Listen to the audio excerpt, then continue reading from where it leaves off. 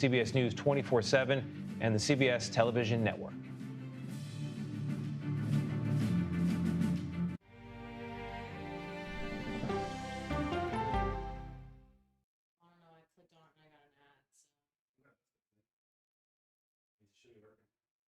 When a young woman nearly dies from poisoning, It just progressively got worse, and someone said it's lead poisoning. investigators focus on the two people she trusted the most. I was at that time a suspect. Everybody had to be a suspect. I'm going to ask you a direct question. Did you try to poison your wife? 48 Hours, now streaming on CBS and Paramount Plus. Here it is. 60 Minutes I am not looking down. takes you on the perilous trek to Everest. Every rock counts. We're so close. Chilling with the queen, her name is Gail King. CBS Morning. CBS Morning. CBS Morning. CBS Morning. CBS Morning. CBS Morning. CBS Mornings on CBS and where else? Paramount Plus. See you at 7. CBS.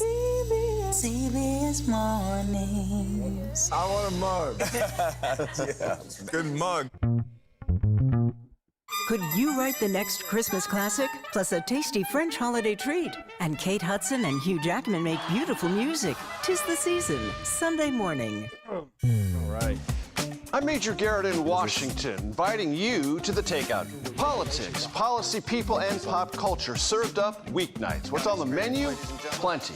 The day's happenings with curiosity and formality and humor. It's serious discussion, but we do not take ourselves too seriously. Who is a better speaker?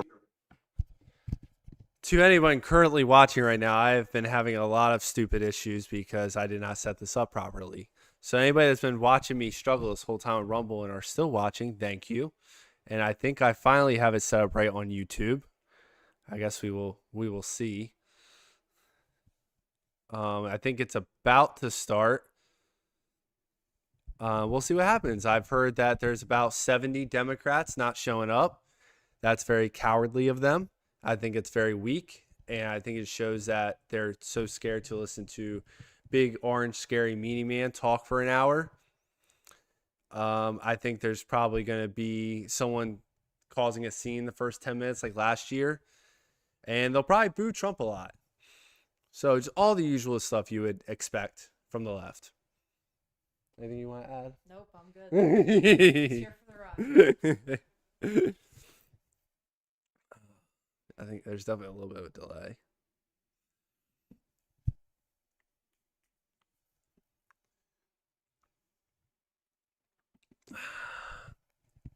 Let me pull up Rumble too.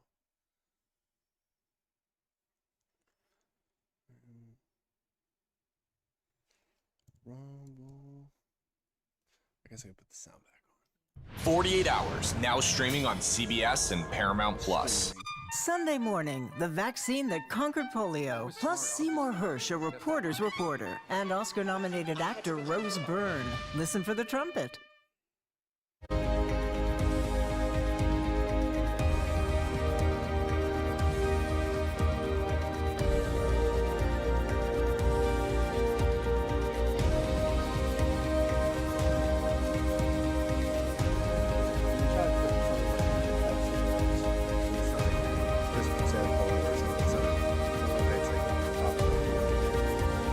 Oh no, it's over here. Okay.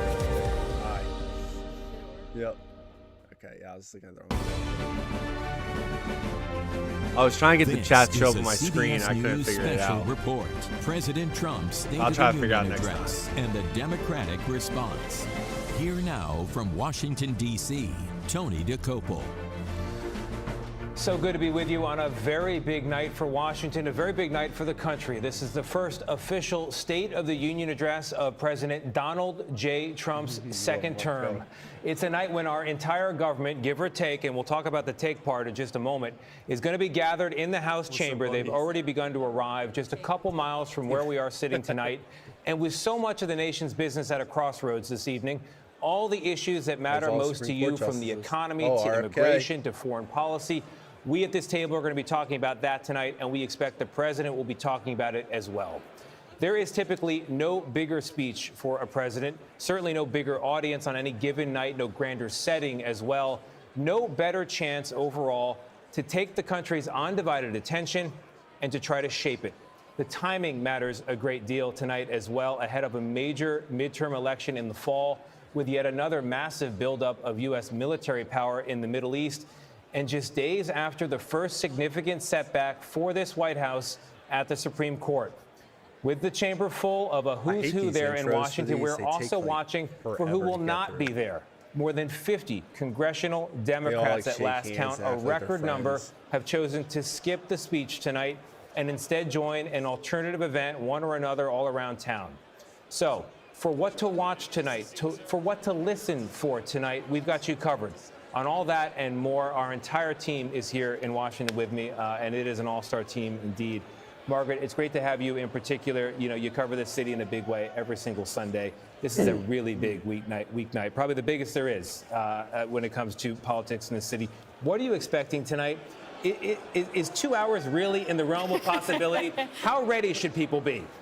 Get your popcorn and get ready here. No, we do expect President Trump, who loves that call and response and that dynamic, to really relish this moment, and it may go on for a while. I think that's a safe bet. Probably. But Tony, in terms of what to expect, we know from our CBS polling that 61% of Americans disapprove of how this president is handling the economy.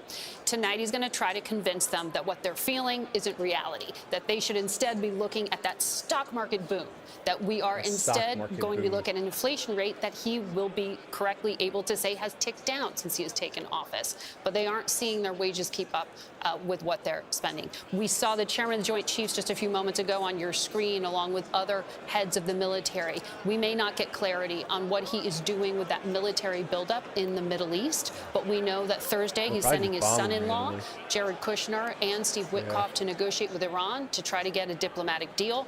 And from the president, who has spent so much time on foreign policy, he's probably going to focus more on domestic. But today, of all days, it is the mark of 4 years of the largest land war in Europe since World War II, and that has frustrated the president. He hasn't been able to get Vladimir Putin to agree to the peace that he promised would come quickly. Yeah, we just to clue in our viewers here, direct their attention to the screen. You see, of course, there the First Lady.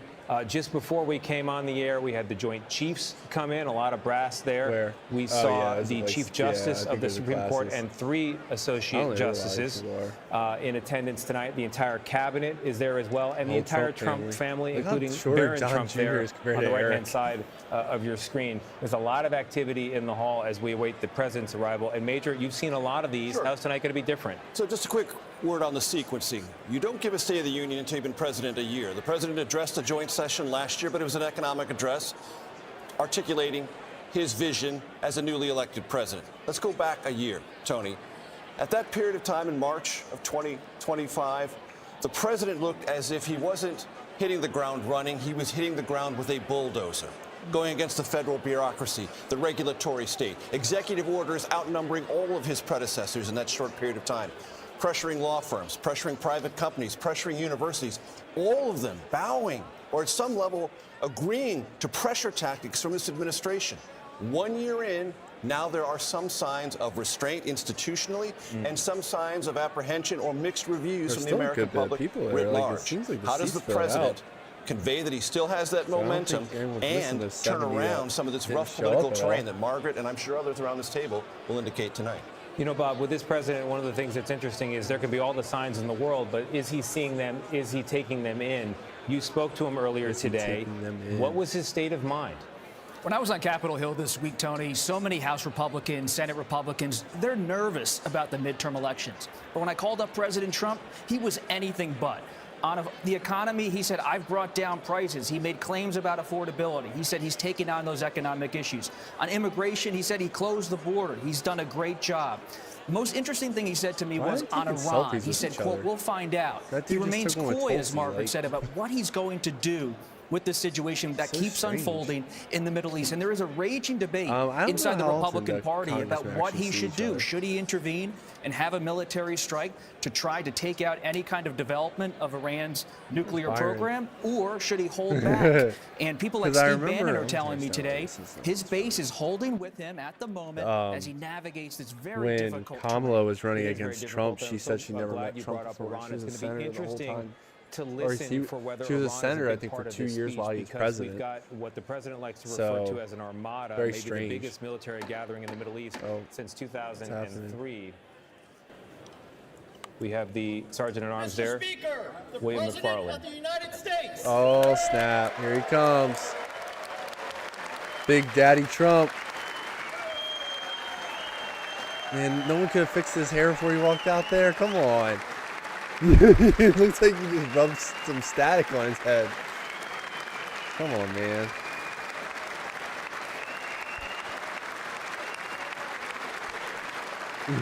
Inside.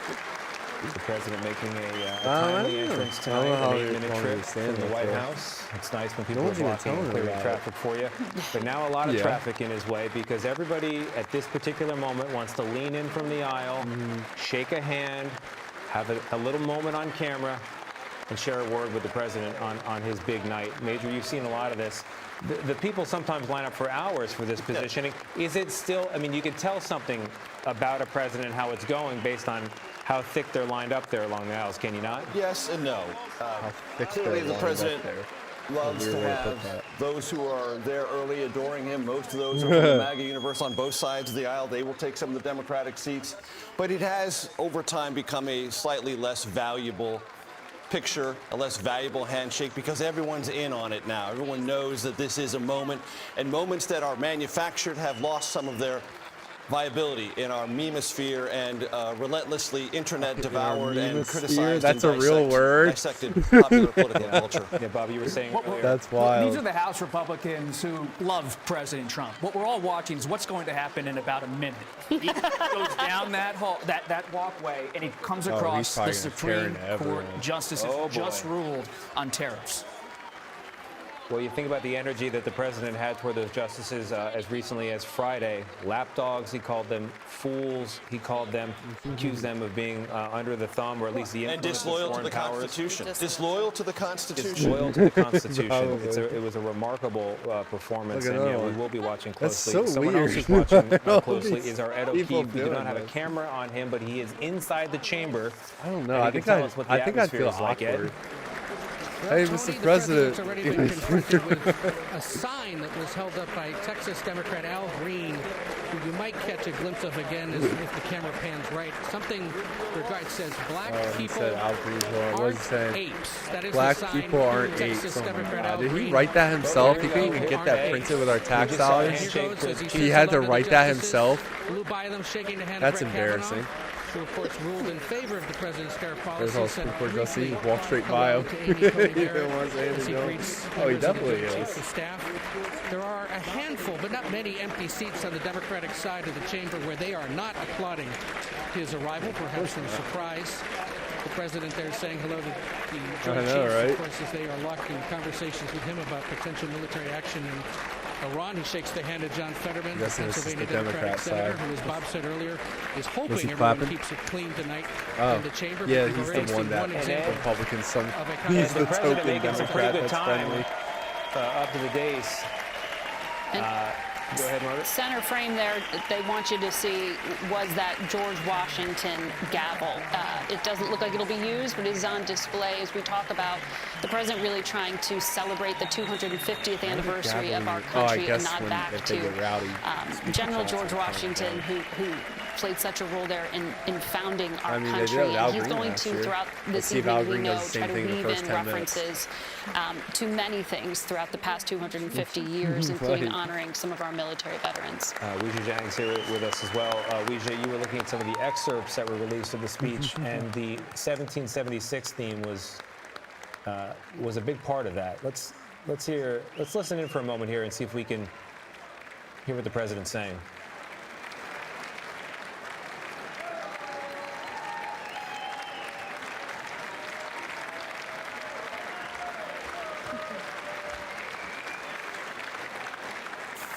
Weijia, as a few more hands to shake, and of course those ceremonial copies of the speech will be handed back to Speaker Johnson and to Vice President Vance.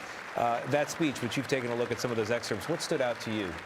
Well, he is going to talk about American history, Tony, but what stood out was how much he will focus on defending his policies, especially as it relates to the affordability issue. We know that he is going to talk about the things that his administration has done that he believes has made life easier for Americans in terms of paying bills and getting those ends met. And he is incredibly frustrated, Tony, that the American public does not receive that. There he is. And here we go, ladies and gentlemen. This thing kicked off in a timely fashion. Sometimes it. Just turn the volume up on the screen. I'll probably talking. Here now, Donald J. Trump, his first State of the Union address of his second term. Okay, let's move sure. Well, thank you very much, everybody. It's really an honor. Speaker Johnson, Vice President Vance, First Lady of the United States.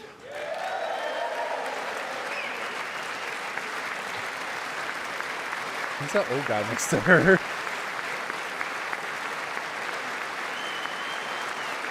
Barron's slacking. Barron was the last one to get up. He's like 6'9", I think.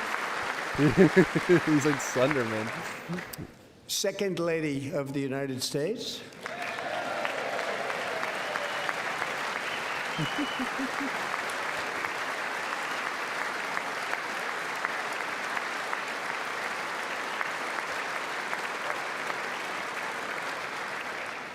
Members of Congress and my fellow Americans, our nation is back, bigger, better, richer, and stronger than ever before.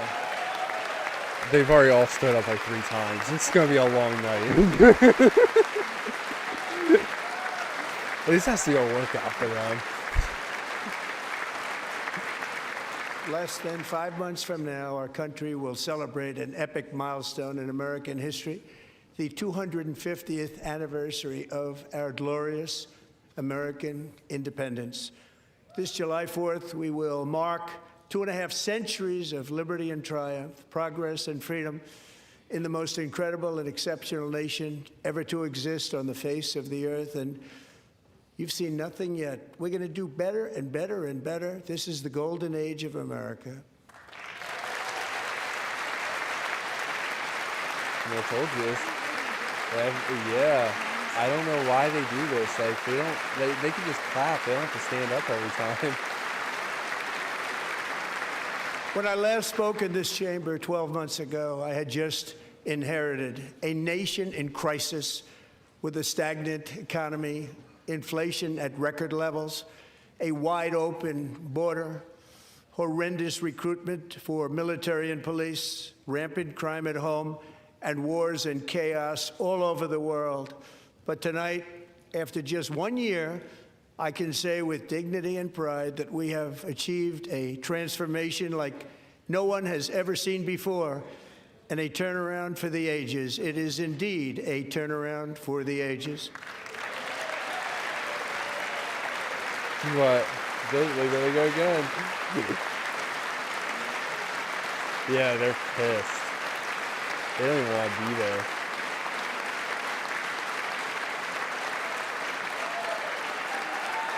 That's Al Green. Look at his son. Look, he's holding him at the Republicans. Oh, they already kicking him out. And we will never go back to where we were just a very short time ago. We're not going back.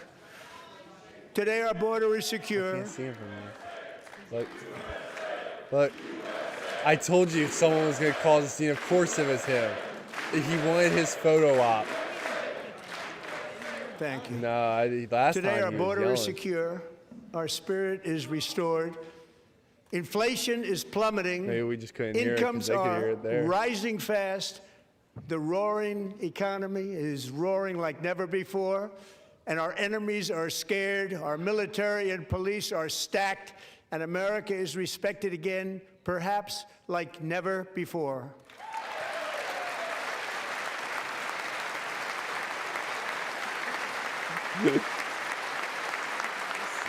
I know, right?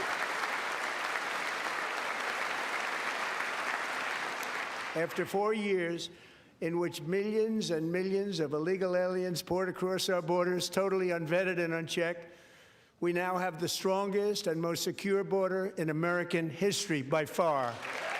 Yeah, that's pretty much true. Yeah, I was going to say, no one's coming to that border right now.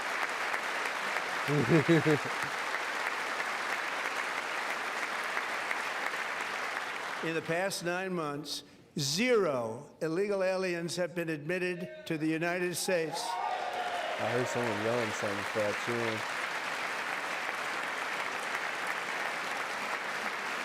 He's like, why aren't y'all standing yet? But we will always allow people to come in legally, people that will love our country and will work hard to maintain our country.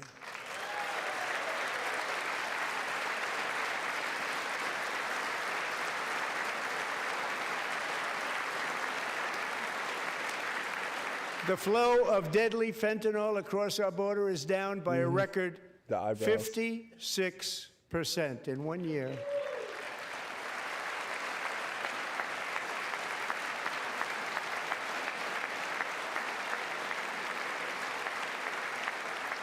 And last year, the murder rate saw its single largest decline in recorded history. This is the biggest decline, think of it, in recorded history, the lowest number in over 125 years, year 1900. In fact, substantially before my wonderful father, I had a wonderful father, Fred, before he was born, substantially before he was born.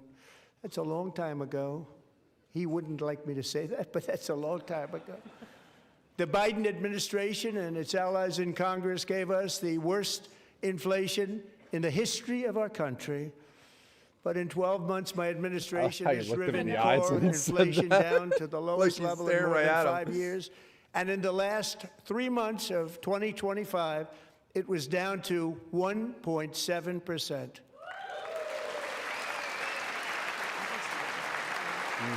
They just dropped those 6% for the first time in like 3 4 years.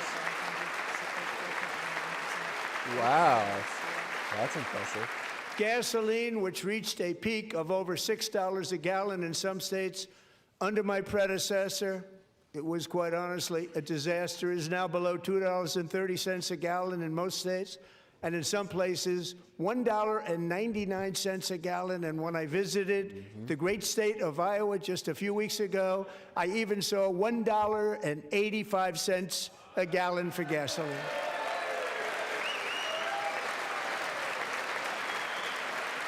Wow, I think we were called Democrats to stand for that. Mortgage rates are the lowest in 4 years and falling fast, and the annual cost of a typical new mortgage is down almost $5,000 just since I took office. 1 year. And low interest rates will solve the Biden-created housing problem well, at the same time protecting the values of those people who already own a house that really feel rich for the first time in their lives. We want to protect those values. We want to keep those values up. We're going to do both. And we are going to keep it that way. The stock market has set 53 all-time record highs since the election. Think of that, 1 year. Boosting pensions, 401ks, and retirement accounts for the millions and millions of Americans. They're all gaining. Everybody's up, way up. In 4 long years, the last administration got less than $1 trillion in new investment in the United States. And when I say less, substantially less. In 12 months, I secured commitments for more than $18 trillion pouring in from all over the globe.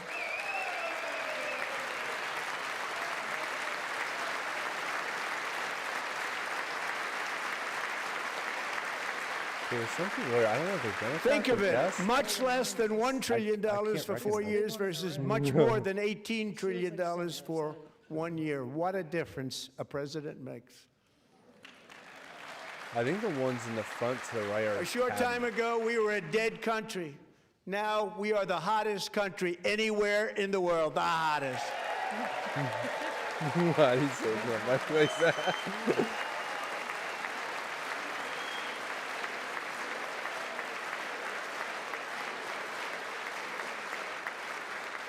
As thousands of new businesses are forming and factories, plants, and laboratories are being built, we have added 70,000 new construction jobs in just a very short period of time. It's getting bigger and bigger and stronger. Nobody can believe what they're watching. American oil production is up by more than 600,000 barrels a day, and we just received from our new friend and partner, Venezuela, more than 80 million barrels of oil. And we got their president.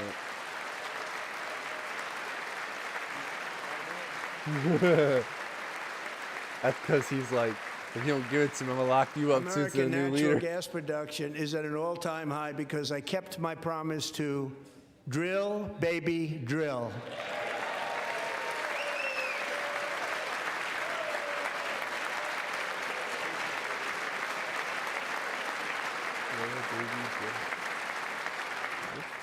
More Americans are working today than at any time in the history of our country. Think about that. Any time in the history of our country, more working today. And 100% of all jobs created under my administration have been in the private sector. I think they've also gone more to native born versus foreign born. So, yeah, that shit looks so fast. We ended Kavanaugh actually voted in his DEI favor. in America.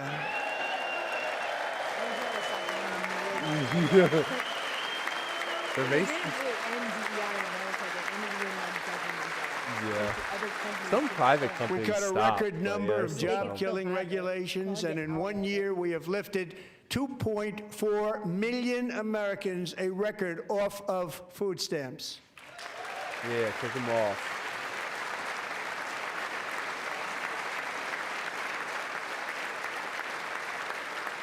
And for all of these reasons, I say tonight, members of Congress, the state of our union is strong. I like how you like strong draws out words. Yo.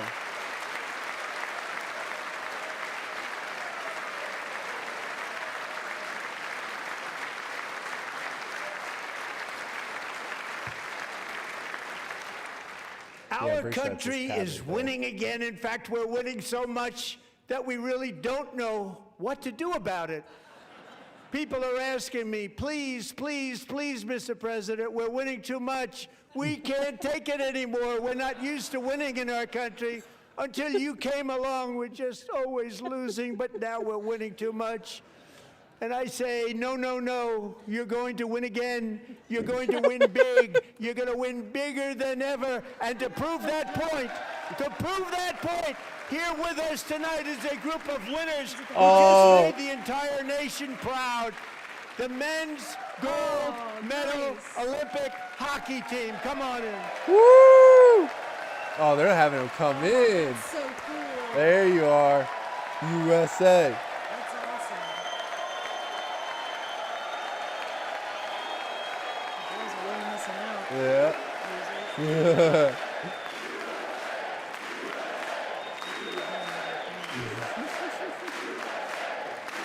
That's awesome.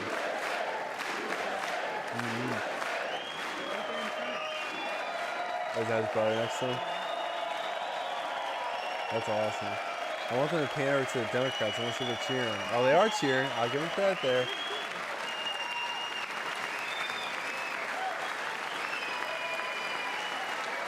Who are these people in the computer?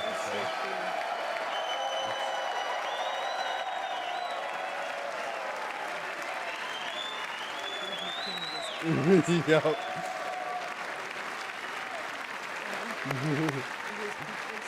I don't know. I gotta fix that fast. Go ahead.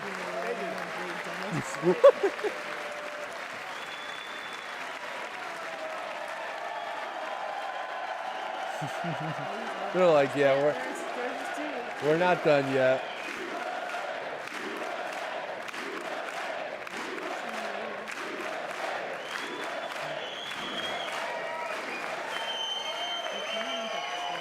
It does look nice. That's the first time I've ever seen them get up. And actually, not all of them did get up.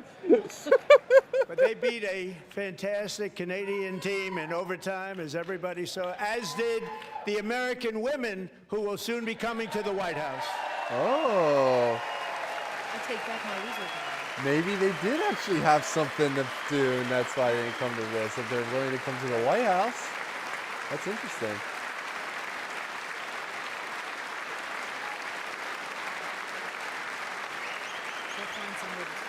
Oh, I'm sure.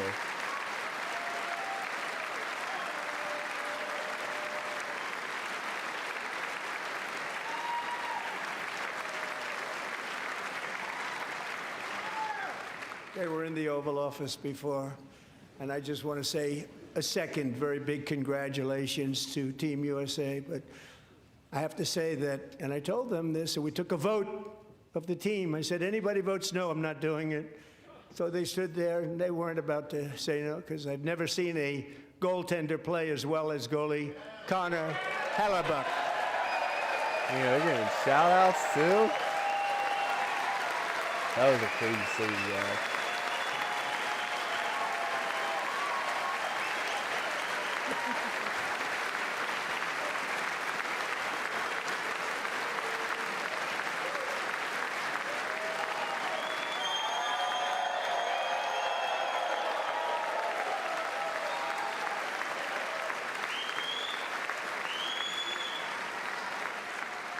Think of it, 46 shots on goal, and I asked him, the one shot, the one where you put your stick in the back and it hit the neck of your stick and bounced off. Do you practice that, or was that a little lucky? He refused to answer that question. But I just want to tell you that the members of this great hockey squad will be very happy to hear, based on their vote and my vote, and in this case my vote was more important, that I will soon be presenting Connor with our highest civilian honor, which we will be given and which has been given to many athletes over the years. But when I say many, not too many, like 12, it's called the highest civilian honor in our country, the Presidential Medal of Freedom. Wow.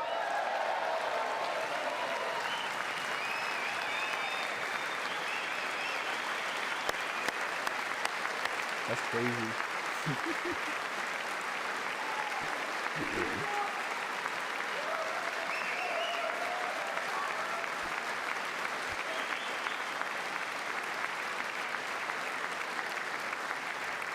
Great athletes have gotten that, very great, the best, and I thought he deserved it. And I did take a vote, every single one of them. I said, I'm not giving it if anybody goes no, and every single one of them rapidly put up their hand.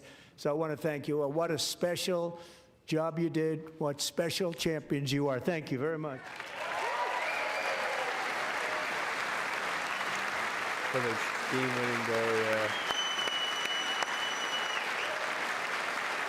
But I will say, if the Canada tried to score 43 times and we got one through, and he blocked it 42 times, that's impressive.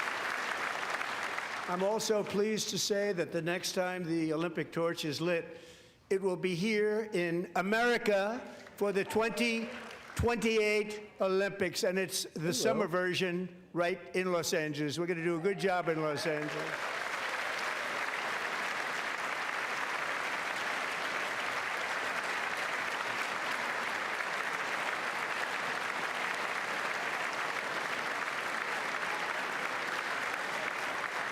And Los Angeles is going to be safe, just like Washington, D.C. is now one of the safest cities in the country. I think they sat down and they got like, And this year, and I must say I got them both. I got them in my first term, and I was disappointed because I didn't think I'd be the president when this happened. But strange things took place. And now I've got them because I got the Olympics and I got the 2026 FIFA World Cup, and I wanted to claim the 250th, but I didn't get away with that one. I couldn't claim that one for myself. But we're getting the World Cup, so we have the World Cup and the Olympics coming, and that is exciting news.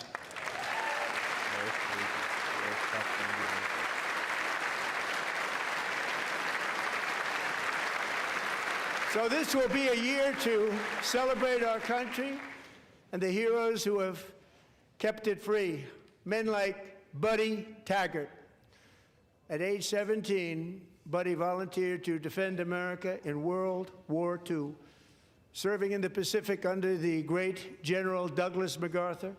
He fought bravely in the famous Battle of Manila, worked so hard. He was badly wounded and almost killed by enemy machine guns in Luzon. And 81 years ago this month, he liberated the largest internment camp in the Philippines, one of the largest anywhere in the world. But he earned many honors, including a Purple Heart and a Bronze Star, came home, started a family, and tonight he is in the gallery looking forward to July 4th, 2026, his 100th birthday. Wow. 100th birthday. Yeah. Yeah, he's like cancer kid or something, yeah. Wow. That was pretty good for 100. Looks like he probably moves around pretty good. That's crazy in like another 10 years. There's gonna be like no World War II veterans alive. So, Buddy, you're a brave man, and we salute you. Even in times of challenge, setback, and immense heartache, the spirit of 1776 has always shone through very brightly. It was July 4th of last year when floodwaters tore through a girls' summer camp in Central Texas, one of the worst things I've ever seen. I was there, rising 26 feet in the matter of minutes, tragically claiming many, many lives. You all remember that one. As the waters threatened to sweep her away, 11-year-old Millie Kate McClymont closed her eyes and prayed to God. She thought she was going to die. Those prayers were answered when Coast Guard rescue swimmer Scott Ruskin descended from a helicopter above. Nobody knew where he came from. It was Scott's first ever rescue mission, a young guy, but very brave, very, very top, always top in his class, and he lifted not just Millie Kate, but 164 others to safety. Wow.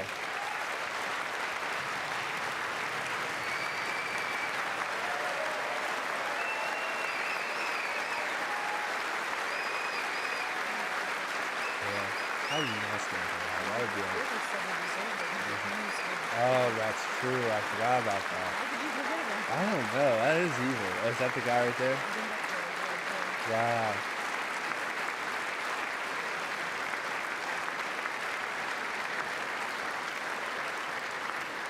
People watched Scott from a distance, and they couldn't believe what they were seeing. The winds were blowing, the rain was pouring, everything was going, and that rapid water, nobody's ever seen anything like it. They said, wow, that's something.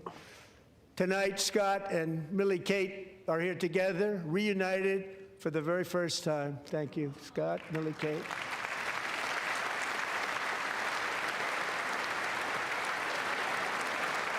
He's like, I guess we're standing again.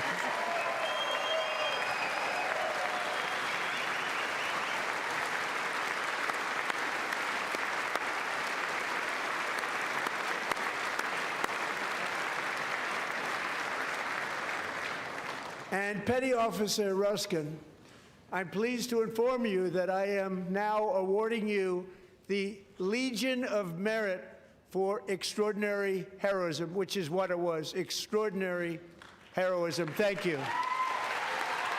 Sounds like a cool award. I don't think I've ever heard of that before. Like a Legion of Merit.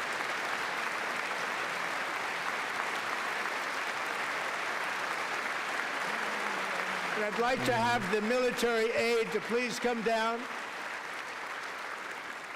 and take care of the service. Military aide, thank you very much. Take care of that very important service. Thank you very much. From 1776 to today, every generation of Americans has stepped forward to defend life, liberty, and the pursuit of happiness. And they're really doing it for the next generation.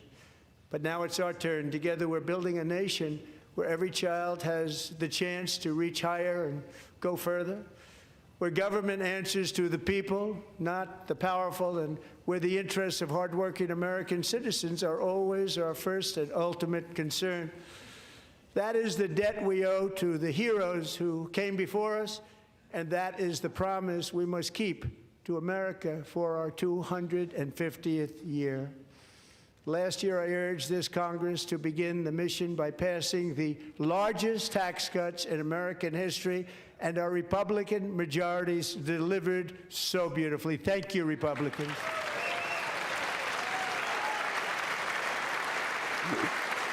He said thank you. Republicans carries back from the Dems.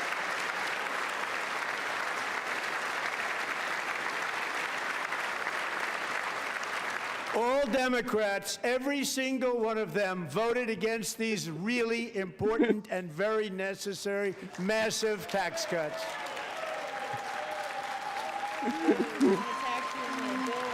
Oh my God, he's funny. They He is not wanted afraid to call him out. large-scale tax increases to hurt the people instead. But we held strong, and with the great, big, beautiful bill, we gave you no tax on tips, no tax on overtime, and no tax on Social Security for our great seniors. I don't understand why there would even be tax on Social Security. It's No, money because from the it's money government. from your It's taxes. taxpayer. Yeah. Yeah, it doesn't even make sense. That would be like taxing your 401k that they took out of your paycheck. Yeah. And we also made interest on auto loans tax deductible the first time, but only if the car is made in America.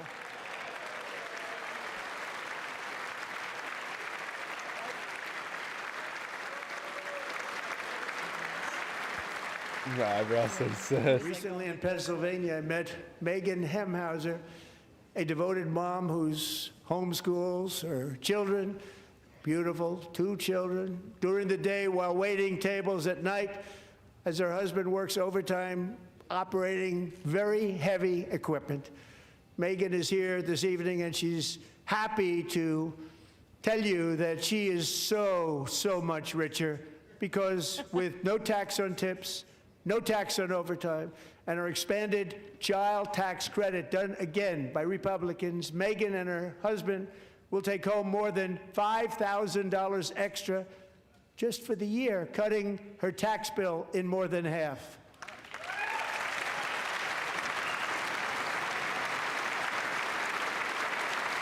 Megan, please stand up. We're fighting for you, Megan.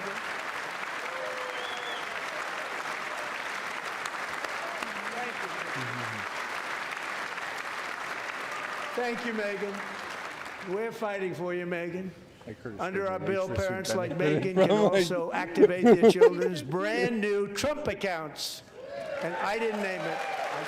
He said I didn't name it. I did not I name didn't that. name it. He wants to put his name on everything. Nobody believes me, but I did not name it. It was named by a very tall man sitting right there in the third row. Nice man, a good man. Tax-free investment accounts for every American child. This is something that's so special and has taken off and gone through the roof. Millions will be pre-funded courtesy of the U.S. Treasury and private individuals like Michael and Susan Dell, who have donated $6.25 billion to fund the Trump accounts for 25 million American children. They're great people. No, I think they donated that for everyone. Yeah. To an extent, $6 billion. I don't know if you can write off all $6 billion. When I asked Michael Dell, how do you make It's, all that money? He said, well, good, I just sat PR in my though. dorm in school, and I made computers, and I'd sell them to people.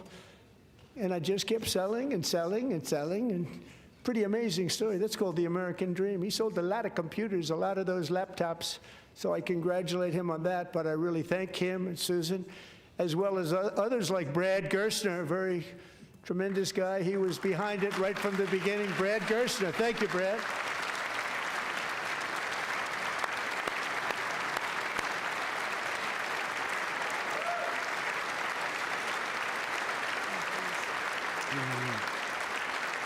So with modest additional contributions, these young people's accounts could grow to over $100,000 or more by the time they turn 18. Think of it. How much money is that for somebody that started with nothing? Over 100,000, could be much more than that.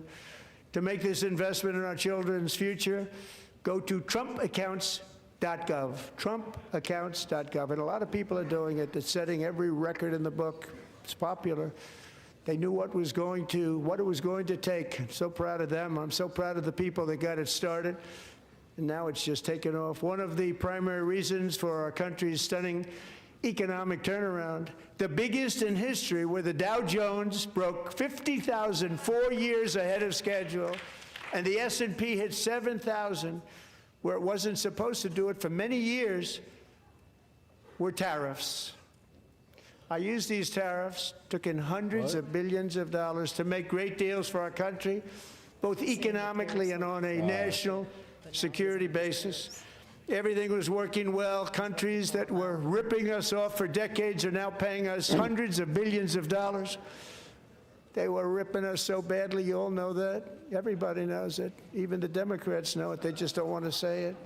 And yet these countries are now happy, and so are we. We made deals. The deals are all done. And they're happy. They're not making money like they used to, but we're making a lot of money. There was no inflation, tremendous growth, and the big story was how Donald Trump called the economy correctly, and 22 Nobel Prize winners in economics didn't. They got it totally wrong. They got it really wrong. And then just 4 days ago, an unfortunate ruling from the United States Supreme Court. It just came down. It came down. Very unfortunate ruling. But the good news is that almost all countries and corporations want to keep the deal that they already made. Right, hey, Scott? how you doing? You enjoying the State of the Union? The legal power that I, as president, have to make a new deal could be far worse for them, and therefore they will continue to work along the same successful path that we had negotiated before the Supreme Court's unfortunate involvement. So despite the disappointing ruling, these powerful country-saving, it's saving our country, the kind of money we're taking in, peace-protecting. Many of the wars I settled was because of the threat of tariffs. I wouldn't have been able to settle them without. Will remain in place under fully approved and tested alternative legal statutes. And they have been tested for a long time. They're a little more complex, but they're actually probably better, leading to a solution that will be even stronger than before. Congressional action will not be necessary. It's already time-tested and approved. And as time goes by, I believe the tariffs paid for by foreign countries will, like in the past, substantially replace the modern-day system of income tax, taking a great financial burden off the people that I love. It's crazy because, like, I'm pretty sure 3 of the 4 sitting there voted against this tariffs. The one was, right? What's the one? I can't think of his name. Yeah, Kavanaugh's the only one that voted for it. Then Clarence, and I think another one. Moving forward, factories, jobs, investment, and trillions of dollars will continue pouring into the United States of America because we finally have a president who puts America first. I put America first. I love America.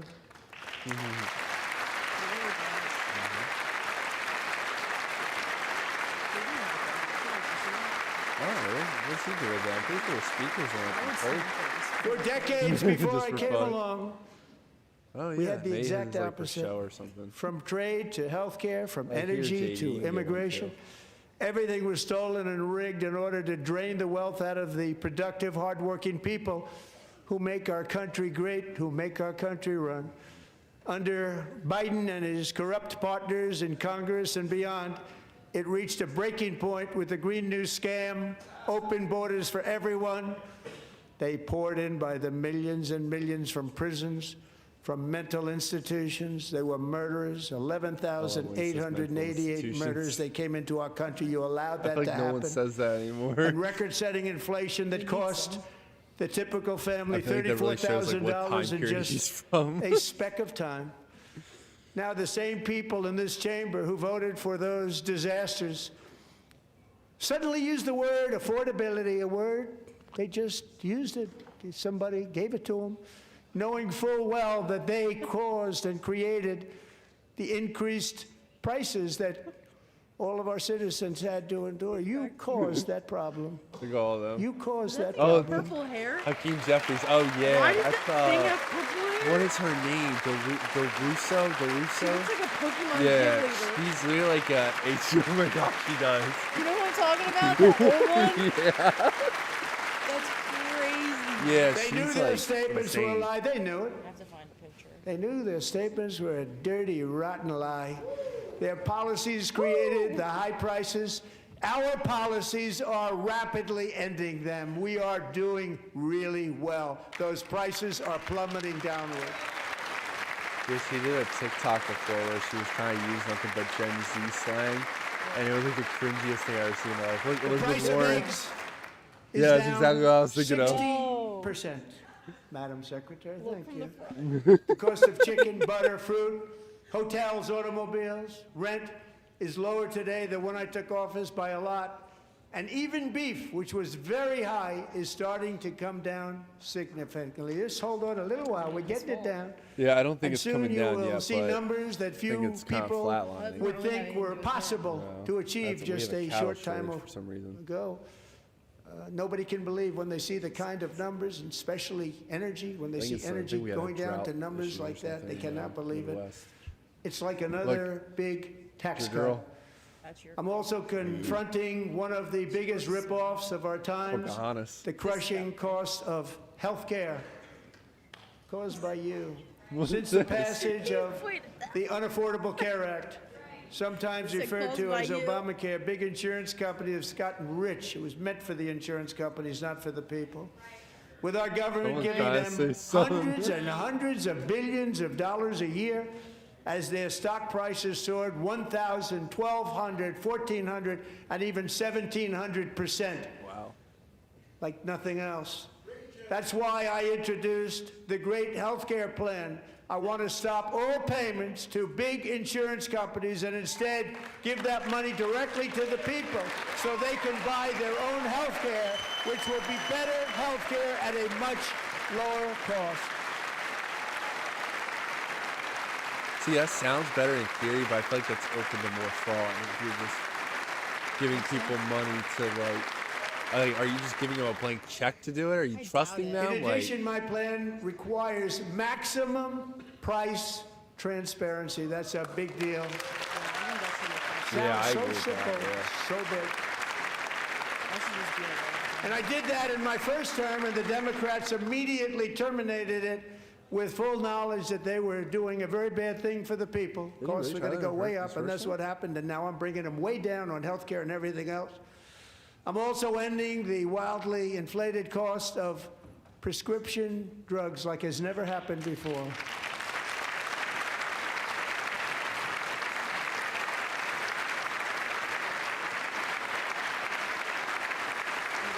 Other presidents tried to do it, but they never could. They tried. Most didn't try, actually. But they tried. They said they tried. They couldn't do it. They didn't even come close. They were all talk and no action, but I got it done. Under my just enacted most favored nation agreements, Americans who have for decades paid by far the highest prices of any nation anywhere in the world for prescription drugs will now pay the lowest price anywhere in the world for drugs. Anywhere. The lowest price. Oh, wow, good. So in my first year of the second term, should be my third term, but strange things happen. I took prescription drugs, Should be my third term. a very big part of healthcare, from the highest price in the entire world to the lowest. That's a big achievement. The result is price differences of 300, 400, 500, 600% and more, all available right now at a new website called TrumpRx.gov. And I didn't name that one either, by the way. Imagine being like mad at a pay 600% more because I don't want to go to TrumpRx.com. Tonight is the very first customer ever to get that big discount, and it is big. Catherine Rayner. For 5 years, she and her husband have struggled with infertility, and they turned to IVF. One drug has been costing Catherine $4,000 to purchase. But a few weeks ago, she logged onto the TrumpRx website and got that same drug that cost $4,000, got it for under $500, a reduction of much more, actually, than $3,500. Catherine, we are all praying for you, and you're going to be a great mom.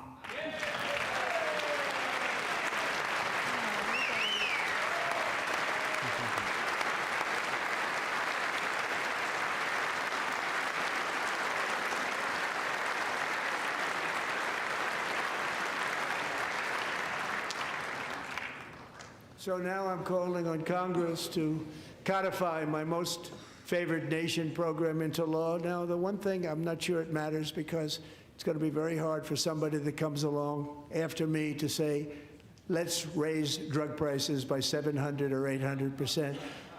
But John and Mike, if you don't mind, codify it anyway. They may do it. Codify it anyway. Thank you. Yeah, Many good luck, Americans man, with are also codifying concerned that energy demand from AI data centers could unfairly drive up their electric utility bills. Tonight, I'm pleased to announce that I have negotiated the new Ratepayer Protection Pledge. You know what that is? We're telling the major tech companies that they have the obligation to provide for their own power needs. They can build their own power plants as part of their factory so that no one's prices will go up. And in many cases, prices of electricity will go down for the community and very substantially down. This is a unique strategy never used in this country before. We have an old grid. It could never handle the kind of numbers, the amount of electricity that's needed. So I'm telling them they can build their own plant. They're going to produce their own electricity. It will ensure the company's ability to get electricity while at the same time lowering prices of electricity for you, and could be very substantial for all of you cities and towns. You're going to see some good things happen over the next number of years. Another pillar of the American dream that has been under attack is home ownership. With us tonight is Rachel Wiggins, a mom of two from Houston. She placed bids on 20 homes and lost all of those bids to gigantic investment firms that bypassed inspection, paid all cash, and turned those houses into rentals, stealing away her American dream. She was devastated. Stories like this are why last month I signed executive order to ban large Wall Street investment firms from buying up into thousands single-family homes. Another thing they could codify. They just haven't. They just don't ever want to do anything. I just don't get it. And now That's I'm why asking Trump was Congress like a to dictator. It's just make doing that through ban executive permanent order. because homes for people, really, that's what we want. We want homes for people, not for corporations. Corporations are doing just fine. Racel, thank you very much. Good luck with your home. You'll get one soon.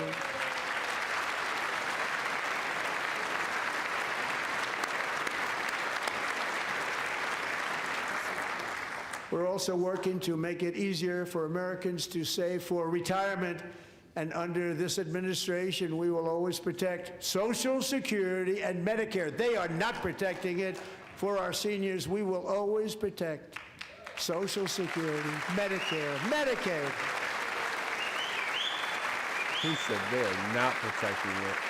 He's coming at them Since I full took force. office, the typical 401k balance is up by at least $30,000. That's a lot of money. We have millions and millions of people, because the stock market has done so well, setting all those records. Your 401ks are way up. Yet half of all of working Americans still do not have access to a retirement plan with matching contributions from an employer. To remedy this gross disparity, I'm announcing that next year my administration will give these oft-forgotten American workers, great people, the people that built our country, access to the same type of retirement plan offered to every federal worker. We will match your contribution with up to $1,000 each year. As we ensure that all Americans can profit from a rising stock market, let's also ensure that members of Congress cannot corruptly profit from using insider information. Oh, look, the upper guy is clapping. Oh, shit. That's crazy. That's awesome.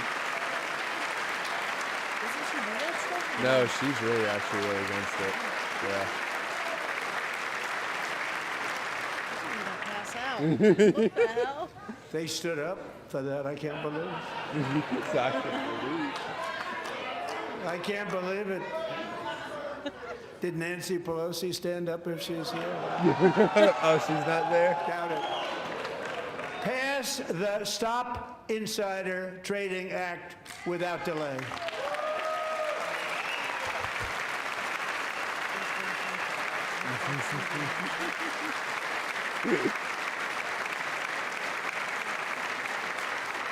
I wasn't sure if anybody on the other side was going to applaud for that. I'm very impressed. Thank you. I'm very impressed. But when it comes to the corruption that is plundering, it's plundering America. There's been no more stunning example than Minnesota, where members of the Somali community have pillaged an estimated $19 billion from the American taxpayer. Oh, we have all the Nick Shirley information. pops out. And in actuality, the number is much higher than that. And California, Massachusetts, Maine, and many other states are even worse. This is the kind of corruption that shreds the fabric of a nation, and we are working on it like you wouldn't believe. So tonight, although started 4 months ago, I am officially announcing the war on fraud to be led by our great Vice President J.D. Vance.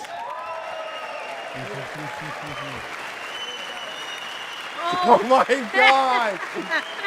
Yeah, they did just do that. They panned it over to the one Somalian in the whole crowd. Still no. We'll get it done. And if we're able to find enough of that fraud, we will actually have a balanced budget overnight. It'll go very quickly. That's the kind of money you're talking about. We'll balance our budget.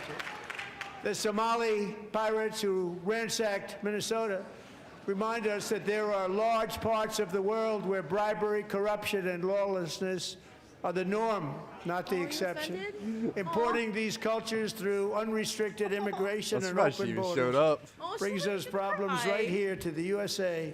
And it is the American people who pay the price in higher medical bills, car insurance rates, rent, taxes, and perhaps most importantly, crime.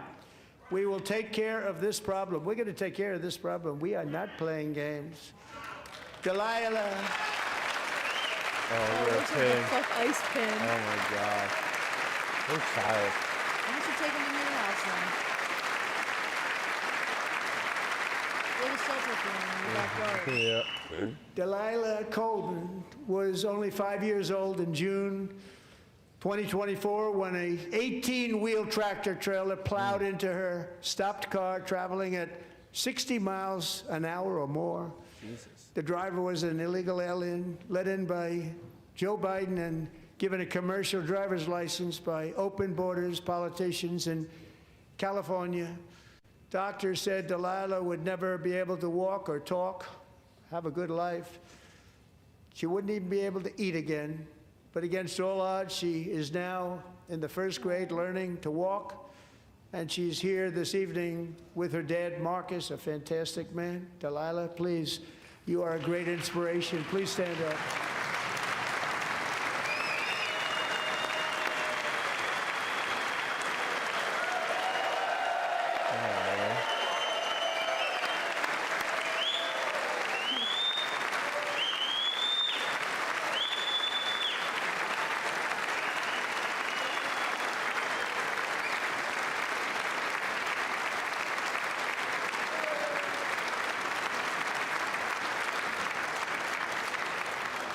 Thank you, Delilah. Many, if not most, illegal aliens do not speak English and cannot read even the most basic road signs as to direction, speed, danger, or location. That's why tonight I'm calling on Congress to pass what we will call the Delilah Law, barring any state from granting commercial driver's licenses to illegal aliens.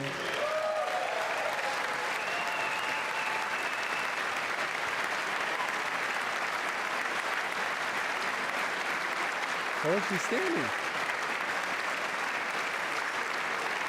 And yesterday, as you probably saw at the White House, I hosted a ceremony with Americans who lost their treasured loved ones to the scourge of illegal immigration. People came into our country, how we allowed this to happen with our open borders. These are the angel moms and families that for decades our government betrayed and our media totally ignored. It was terrible. Hard to believe, actually. In 2023, a 16-year-old high school cheerleader named Elizabeth Medina was supposed to perform in her town's Christmas parade, but she never arrived. Her mother, Jacqueline, went home to look for her, and she found her lying dead in a bathtub, bleeding profusely after being stabbed 25 times. Elizabeth's killer was a previously arrested illegal alien who had broken in and brutally extinguished the brightest light in her family's life, violently and viciously. Her heartbroken mother is in the gallery to remind everyone in this chamber exactly why we are deporting illegal alien criminals to our country at record numbers, and we're getting them the hell out of here fast. We don't want them.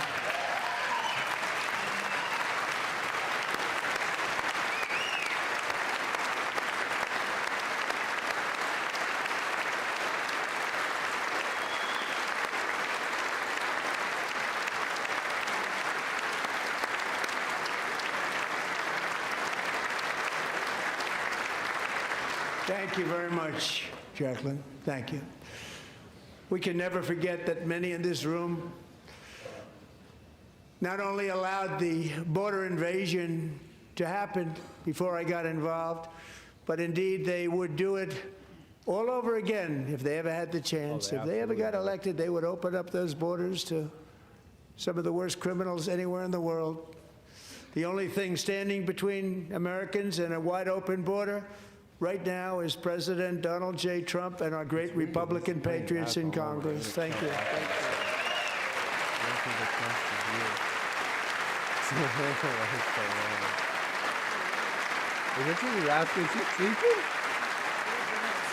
As we speak, Democrats in this chamber have cut off all funding for the Department of Homeland Security. It's all cut off. That's one of our Maryland It's all representatives. cut off. They have instituted another Democrat shutdown, the first one costing us 2 points on GDP. 2 points we lost on GDP, which probably made them quite happy, actually. Now they have closed the agency responsible for protecting Americans from terrorists and murderers. Tonight I'm demanding the full and immediate restoration of all funding for the border security, homeland security of the United States, and also for helping people clean up their snow. We have no money because of the Democrats, and it would be nice. We'd love to give you a hand at cleaning it up, but you gave no money. Nobody's getting paid. It's a shame. So you have to think about it. We have, in case you didn't know, a pretty large snowstorm out there. One of the great things about the State of the Union is how it gives Americans the chance to see clearly what their representatives really believe. So tonight I'm inviting every legislature to join with my administration in reaffirming a fundamental principle. If you agree with this statement, then stand up and show your support. The first duty of the American government is to protect American citizens, not illegal aliens.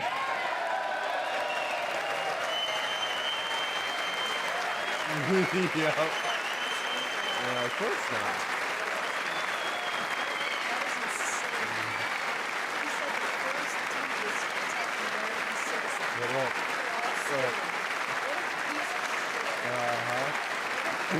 That's how they are.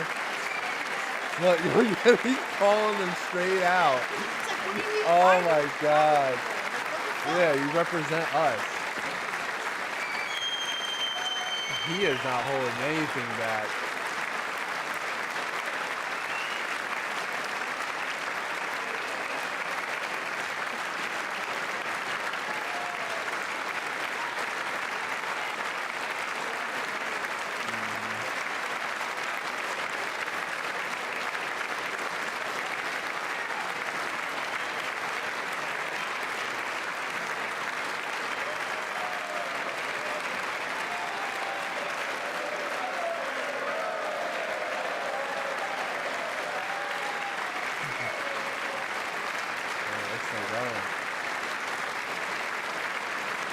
He's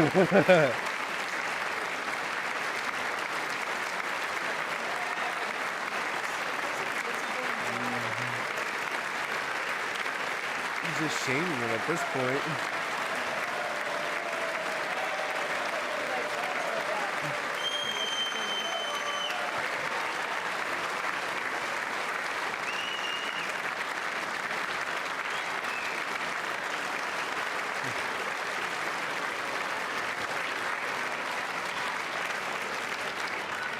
Isn't that a shame? You should be ashamed of yourself not standing up. You should be ashamed of yourself. That is why I'm also asking you to end deadly sanctuary cities that protect the criminals and enact serious penalties for public officials who block the removal of criminal aliens. In many cases, drug lords, murderers all over our country, they're blocking the removal of these people out of our country, and you should be ashamed of yourself.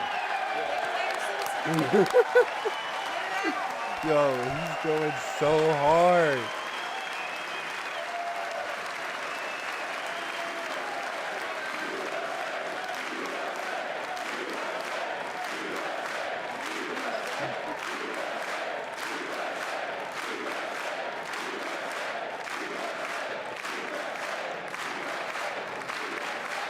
And perhaps most importantly, I'm asking you to approve the Save America Act.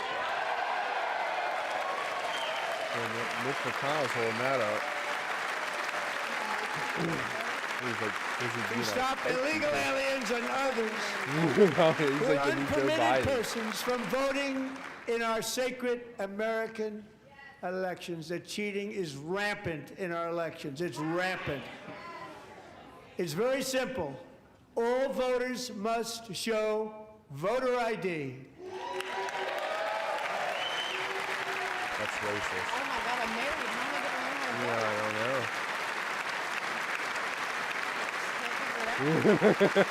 Yeah, she's definitely.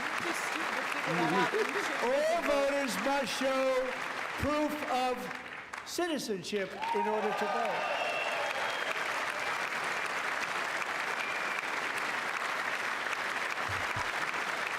And no more crooked mail-in ballots except for illness, disability, military, or travel. None. And this should be an easy one. And by the way, it's polling at 89%, including Democrats. 89%.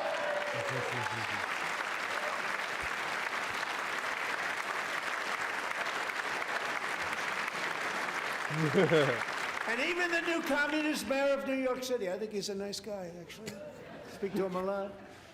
Bad policy, but nice guy. Just said they want people to shovel snow. They got hit hard. Wants them to shovel snow, but if you apply for that job, you need to show 2 original forms of ID and a Social Security card. Yet they don't want identification for the greatest privilege of them all, voting in America. No, it's no good. No good. Both Republicans and Democrats overwhelmingly agree on the policy that we just enunciated. And Congress should unite and enact this common sense, country-saving legislation right now, and it should be before anything else happens. What are you doing, man? Why you look, there's nowhere for you right here. Yeah, I bet you're confused. What are you doing? Lily, you can't come up here. She wants to And the reason they don't want to do it, why would anybody not want voter ID? One reason, because they want to cheat. There's only one reason. They make up all excuses. They say it's racist. They come up with things. You almost say, what imagination they have. They want to cheat. They have cheated. And their policy is so bad that the only way they can get elected is to cheat. And we're going to stop it. We have to stop it, John. Lily, how you feel about all the tax cuts? No comment? Oh my God. You want higher taxes, don't you? Get a job. There's one more opportunity Now you to touching show my microphone? common sense in government. In the gallery tonight are Sage Blair and her mother, Michelle. In 2021, Sage was 14 when school officials in Virginia sought to socially transition her to a new gender, treating her as a boy and hiding it from her parents. Hard to believe, isn't it? Before long, a confused Sage ran away from home after she was found in a horrific situation in Maryland. A left-wing judge refused to return Sage to her parents because they did not immediately state that their daughter was their son. Sage was thrown into an all-boys state home But it's like, why, and suffered terribly for a long time. But today, all of that is behind them because Sage is a proud and wonderful young woman with a full ride scholarship to Liberty University. Sage and Michelle, please stand up.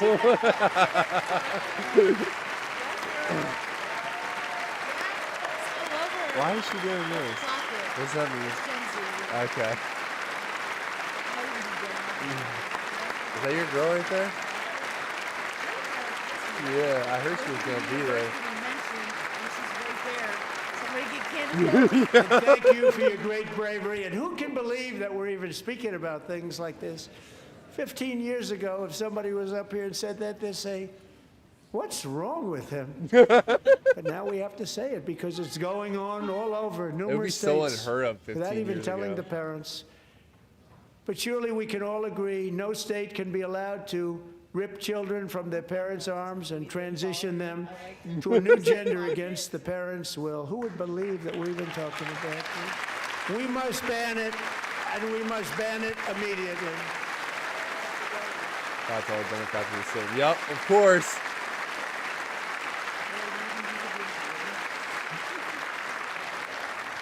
Look, nobody stands up. These people are crazy. I'm telling you, they're crazy. Oh my God. This might be his funniest speech ever.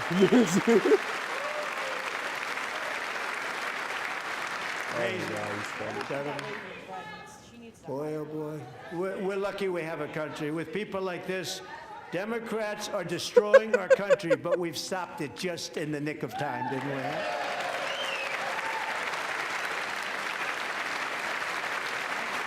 He's up there. He's like, I mean, this might save the Republicans a little bit. I don't know.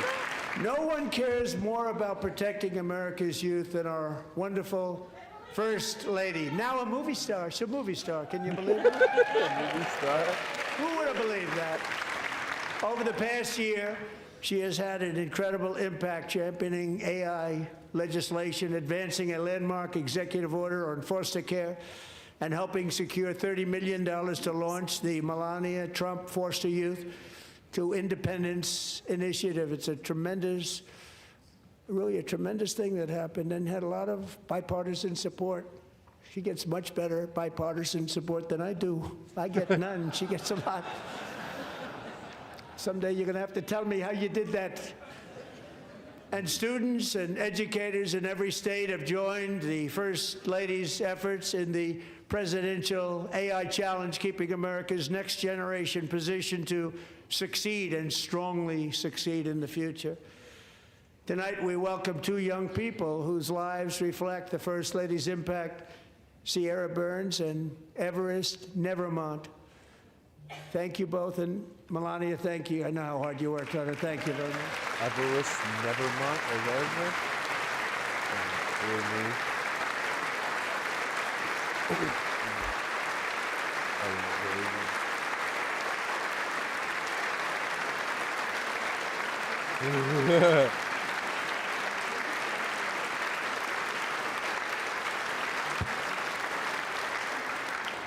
Going for that clean look.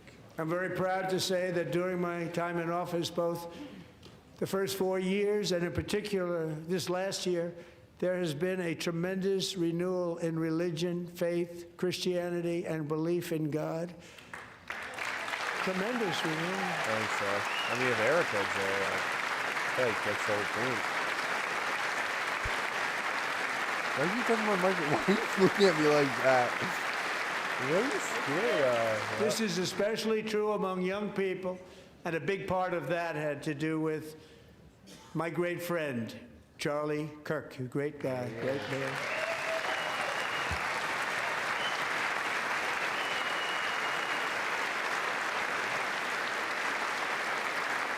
So last year, Charlie was violently murdered by an assassin and martyred, really martyred for his beliefs. His wonderful wife, Erica, is with us tonight. Erica, please stand.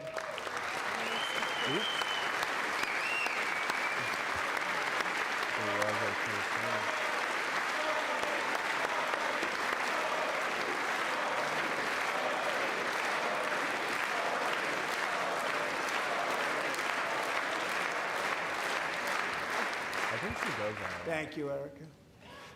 Been through a lot. In Charlie's memory, we must all come together to reaffirm that America is one nation under God, and we must totally reject political violence of any kind.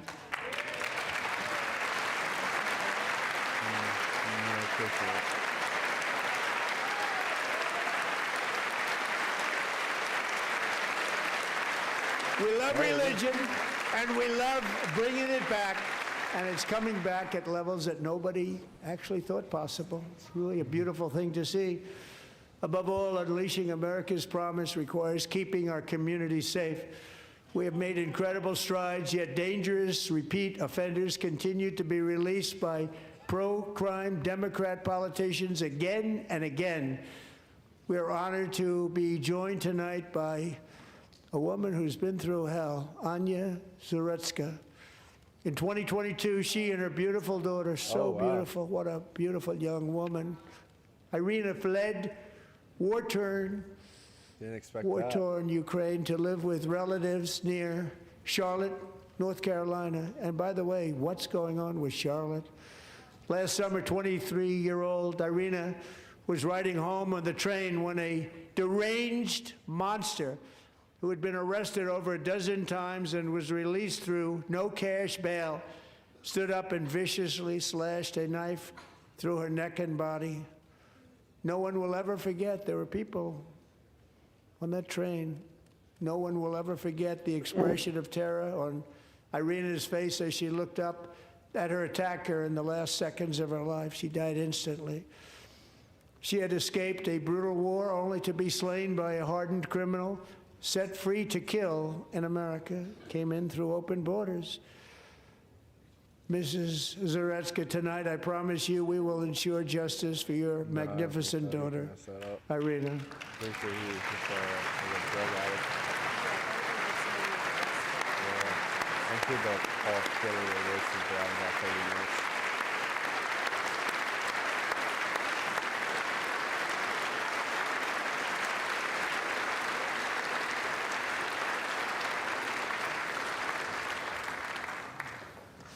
How do you not stand? How do you not stand? I'm asking this Congress to pass tough legislation to ensure that violent and dangerous repeat offenders are put behind bars, and importantly, that they stay there.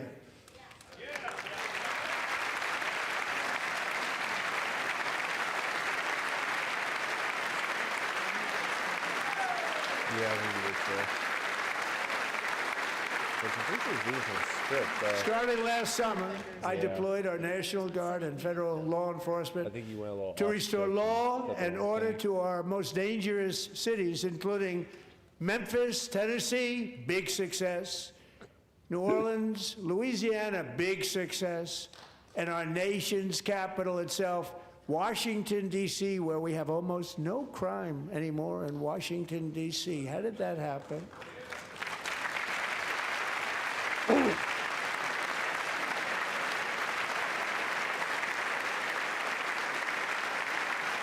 In fact, crime in Washington is now at the lowest level ever recorded, and murders in D.C. this January were down close to 100% from a year ago. That doesn't even make sense. How are you down 100% went to 0?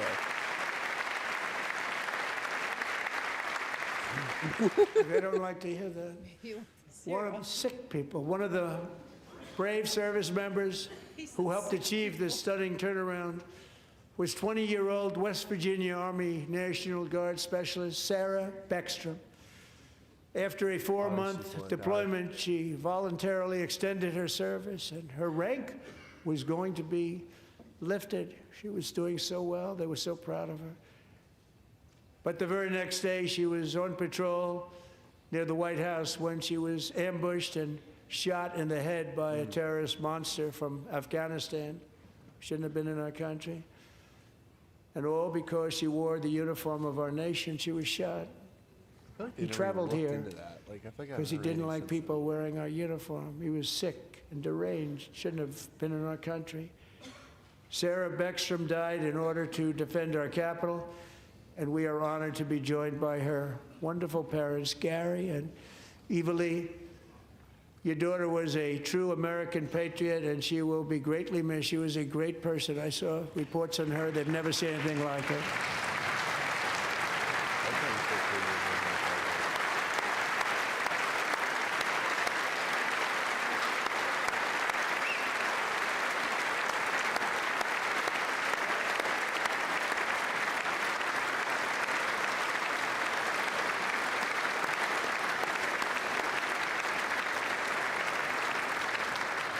So sorry. Thank you very much. She's a great young lady. I saw reports that were like, perfect. She was perfect. Serving alongside Sarah that day was Staff Sergeant Andrew Wolf. The terrorist shot Andrew in the head, and no one thought he could possibly make it. The two of them, Sarah and Andrew, both shot violently in the head. Neither was expected to make it. They weren't even given a chance, except his wonderful mother, named Melody, who I spoke to the same night, and she was so positive. The doctors thought that Andrew was gone, but his mother said, no, Mr. President, Andrew will be fine. He's going to make it. I've never seen anything like it. I mean, he was given almost no chance. She said, I have no doubt, sir, he's going to be okay. This was a conversation that I had with her that night, with her son laying helplessly in bed, blood all over. Everybody is praying, she said, sir, he will be okay. The doctors didn't understand what she was saying, and after looking at the results of the damage done, neither did I. She was so strong and conclusive that even Andrew's great father felt she didn't really understand the gravity of the situation. But she turned out to be right. Right, Melody? She turned out to be right.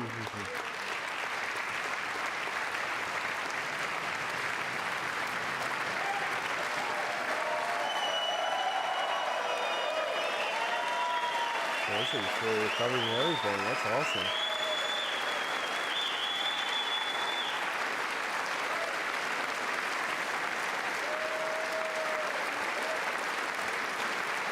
He really does.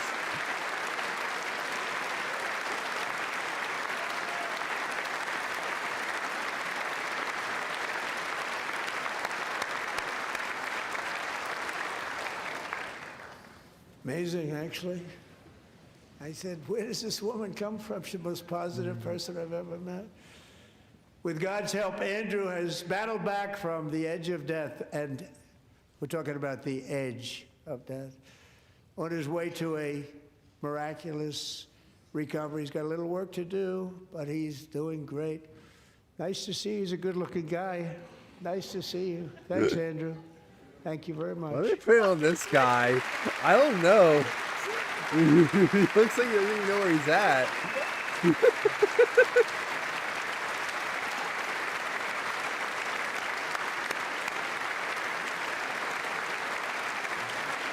A Science and Kirk success story. This is Jay. He can fix just about anything. I'm a general contractor. I do all kinds of projects. Now I'm going to ask a highly respected General James Seward to present Staff Sergeant Andrew Wolf and the great family of Sarah Beckstrom with the award created by our late great President George Washington himself. It's called the Purple Heart.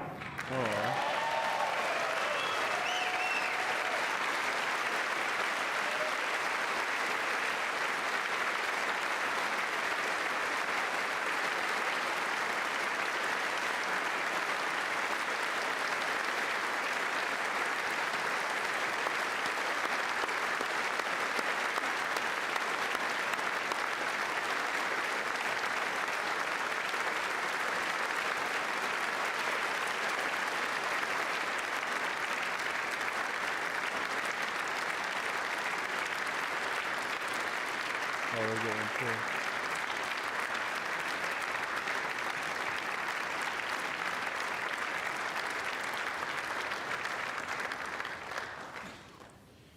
We love you all. Love you. We're proudly restoring safety for Americans at home, and we are also restoring security for Americans abroad. Our country has never been stronger. My first 10 months, I ended 8 wars, including Cambodia. Isn't it funny? You're sick people. Cambodia and Thailand. Pakistan and India would have been a nuclear war. 35 million people said the Prime Minister of Pakistan would have died if it were not for my involvement. Kosovo and Serbia, Israel and Iran, Egypt and Ethiopia, Armenia and Azerbaijan, the Congo and Rwanda, and of course the war in Gaza, which proceeds at a very low level. It's just about there. And I want to thank Steve Witkoff and Jared Kushner for your help. Thank you, Steve. Thank you, Jared.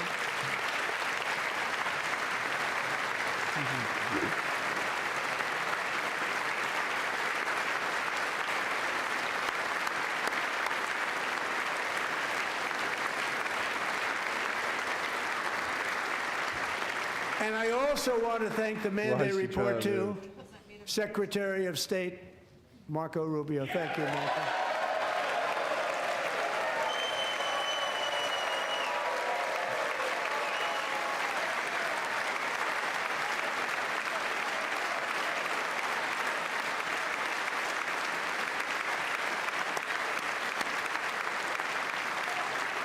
People like you. You know, Marco got 100% of the votes when he was in confirmation. I think our next one was about 54%. And some of the Democrats are now saying, I can't believe we approved that guy. And he said it's an honor that they feel that way, right, Marco? You have done a great job, great Secretary of State. I think he'll go down as the best ever. I don't know. Maybe there's still pretty confident in him. Yeah, that's strange. Under the ceasefire I negotiated, every single hostage, both living and dead, has been returned home. Can you believe that?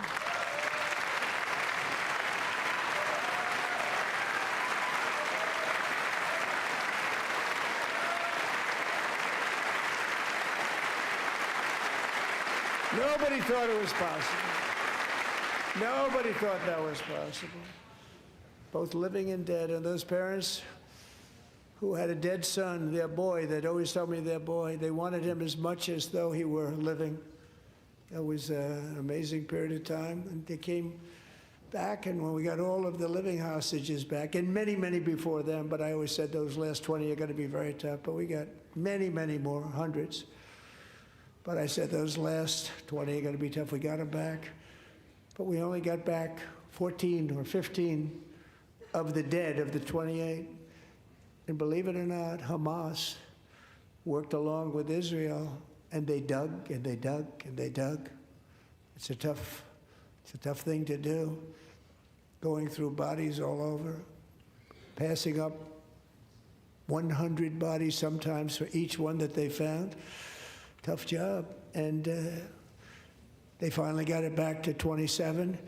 And then Steve and Jared, they got it back to 28. They found all 28. Nobody thought that was possible, but we did it. And I remember the family of the 28th. They were so grieved, but they were so happy as it's possible to be. They had their boy back. The mother said, "Sir, we have our boy back." What a period of time that was, but we got them all back. So thank you both very much. Great job.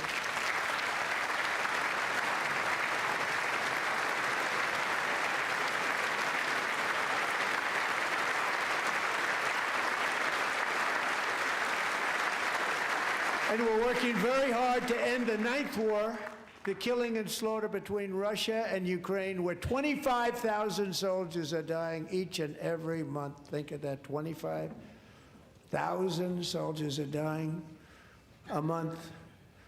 A war which would have never happened if I were president, would have never happened. As president, I will make peace wherever I can, but I will never hesitate to confront threats to America wherever we must. That's why in a breakthrough operation last June, the United States military obliterated Iran's nuclear weapons program with an attack on Iranian soil known as Operation Midnight Hammer.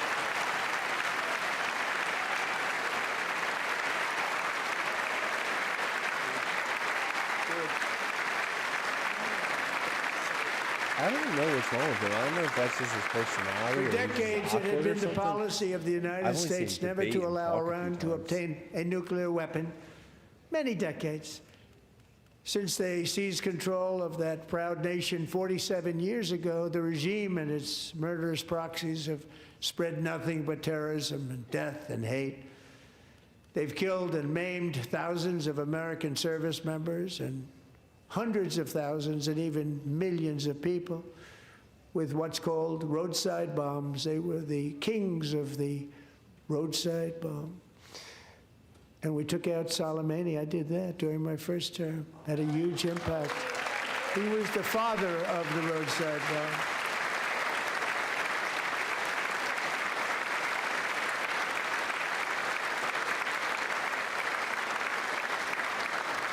And just over the last couple of months with the protests, they've killed at least, it looks like 32,000 protests, 32,000 protesters in their own country. They shot them and hung them. We stopped them from hanging a lot of them with the threat of serious violence. But this is some terrible people. They've already developed missiles that can threaten Europe and our bases overseas, and they're working to build missiles that will soon reach the United States of America. After Midnight Hammer, they were warned to make no future attempts to rebuild their weapons program, and in particular, nuclear weapons. Yet they continue, starting it all over. We wiped it out, and they want to start all over again, and are at this moment again pursuing their sinister ambitions. We are in negotiations with them. They want to make a deal, but we haven't heard those secret words. We will never have a nuclear weapon. My preference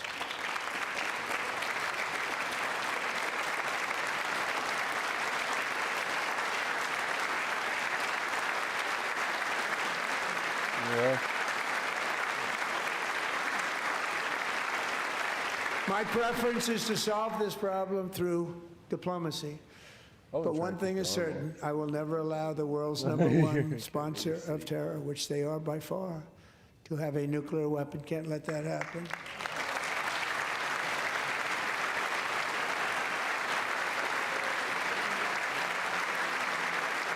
I was thinking that exact same thing, probably.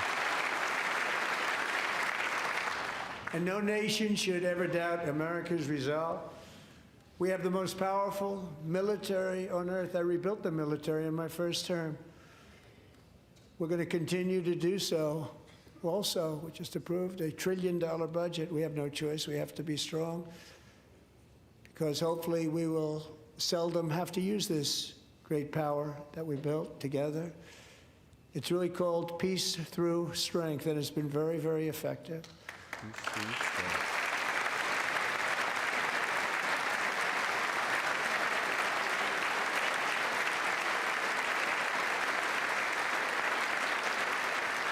So thanks to Republicans in Congress, we're investing that record number of dollars, have no choice, in the United States Armed Forces.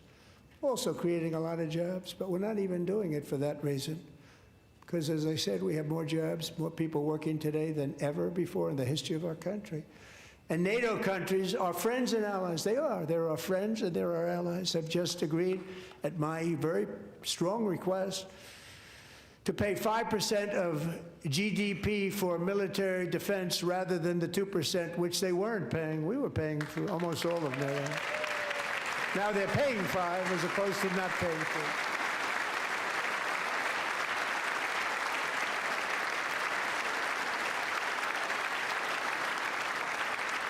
And getting that 5% was something which everyone said would never be done, could not happen. We got it really easily with one meeting.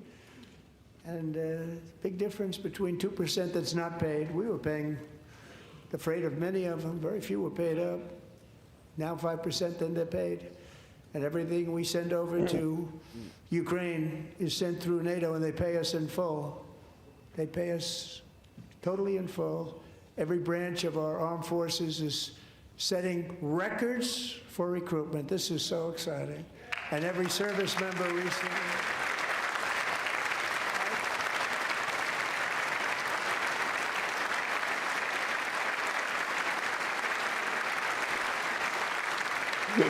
Eyeing them all And up. every service member recently received a warrior dividend of $1,776.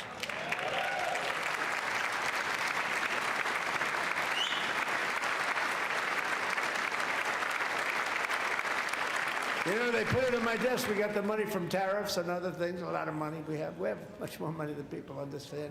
Have to rebuild that program a little bit, but it won't take long. But we got the money, and it was $1,775, and they wanted my approval.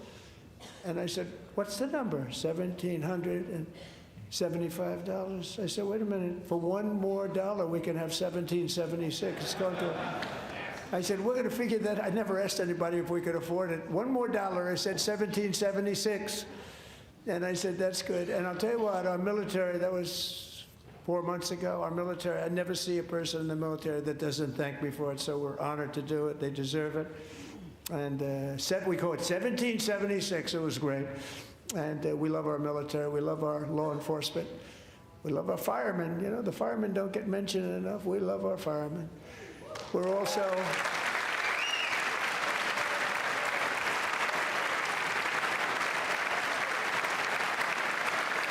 They have to stand and clap for that, right? Yeah, okay, I was about to say, if you can't stand and clap for that, like, what could... We're like, also you're an restoring evil American person. security and dominance in the Western Hemisphere, acting to secure our national interests and defend our country from violence, drugs, terrorism, and foreign interference. For years, large swaths of territory in our region, including large parts of Mexico, really large parts of Mexico, have been controlled by murderous drug cartels. That's why I designated these cartels as foreign terrorist organizations, and I declared illicit fentanyl as a weapon of mass destruction.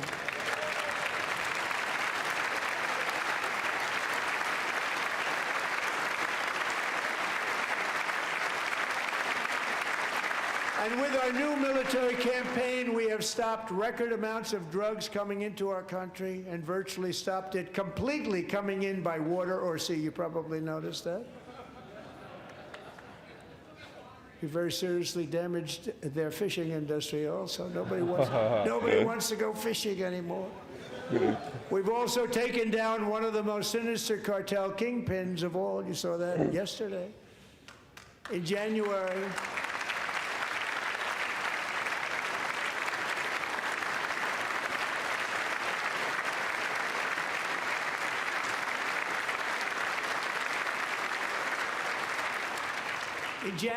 elite American warriors carried out one of the most complex, spectacular feats of military competence and power in world history. No one's seen anything like it. Foreign leaders, I won't tell you who, called me and they said, very impressive, very impressive. They couldn't believe, they all watched. They saw what happened. Who is that? I don't This is a know. different fighting Sounds force like that some we like had old years ago European when or we something. fought to tie. You know, it's a great fighting force. I'm so proud of it. Look at Space Force. Space Force is my baby, because we did that. My baby. It's becoming That's so my baby. important.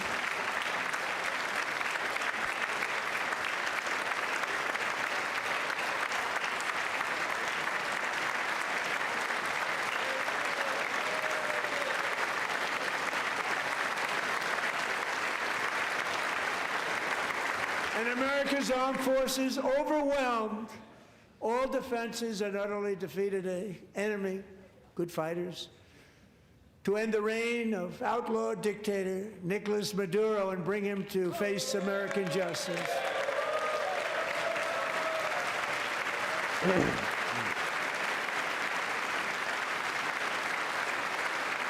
this was an absolutely colossal victory for the security of the United States, and it also opens up a bright new beginning for the people of Venezuela.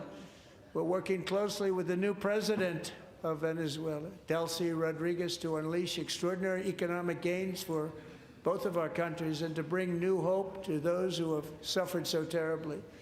They really did suffer. With us tonight is Alejandro Gonzalez. She grew up in a tight-knit Venezuelan family and was especially close to her beloved uncle Enrique.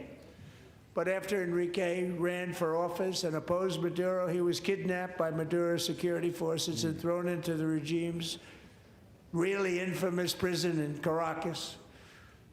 Alejandro feared she would never see her uncle again. She feared for her own life also. But since the raid, we have worked with the new leadership, and they have ordered the closure of that vile prison and released hundreds of political prisoners already, with more to come. Alejandro, I'm pleased to inform you that not only has your uncle been released, but he is here tonight. We brought him over to celebrate his freedom with you in person. Enrique, please come down. No way.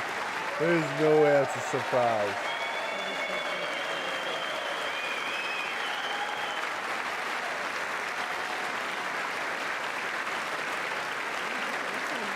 Oh my God. That's crazy. I don't know.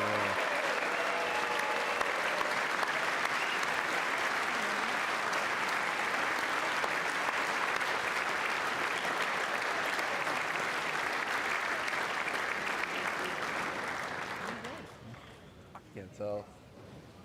Thank you, Enrique. Have a good time. Nice to have you back, Enrique.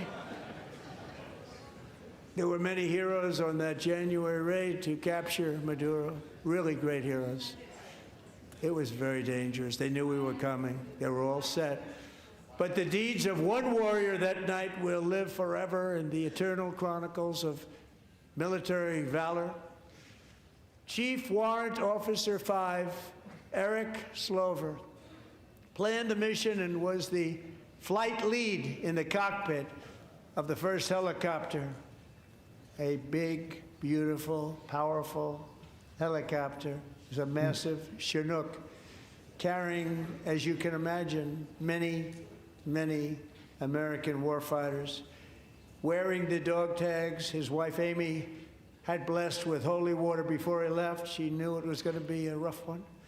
Eric steered the Chinook under the cover of night and descended swiftly upon Maduro's heavily protected military fortress. This was a major military installation protected by thousands of soldiers and guarded by Russian and Chinese military technology.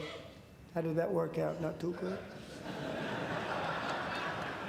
While preparing to land, enemy machine guns fired from every angle, and Eric was hit very badly in the leg and hip. Is there a lid on top of his One water? bullet after another. Is he worried about getting roofied by someone there? He absorbed 4 agonizing shots, shredding his leg into numerous pieces. And yet, despite the fact that the use of his legs was vital to successful helicopter flight, legs are the most important part of flying a helicopter. To deliver the many commandos who would capture and detain Maduro was the only thing Eric was thinking about. Then, even as he was gushing blood, which was flowing back down the aisle, helicopter lands at a steep angle. The machine gun stood right in front of him. They were right in front of him, 2 machine gunners who escaped the wrath of the previous planes. Eric maneuvered his helicopter with all of those lives and souls to face the enemy and let his gunners eliminate the threat. Turned the helicopter around so the gunners could take care of business, saving the lives of his fellow warriors from what could have been a catastrophic crash deep in enemy territory. Only after safely landing the helicopter with all the warriors aboard in the exact right spot, which was vital to the mission. We probably would have had to maybe cancel the mission if that didn't happen. Eric told his co-pilot, also wounded, but not as gravely, to take over. I'm about ready to pass out. The success of the entire mission and the lives of his fellow warriors hinge on Eric's ability to take the searing pain. It was unbelievable what's happened to his legs of the bullets and keep on flying and landing, and people knew what was happening. Everybody in the back of the helicopter knew because they saw the blood pouring down the aisle. Chief Warrant Officer Slover is still recovering from his serious wounds, but I'm thrilled to say that he is here tonight with his wife Amy, Eric, and Amy, come on in.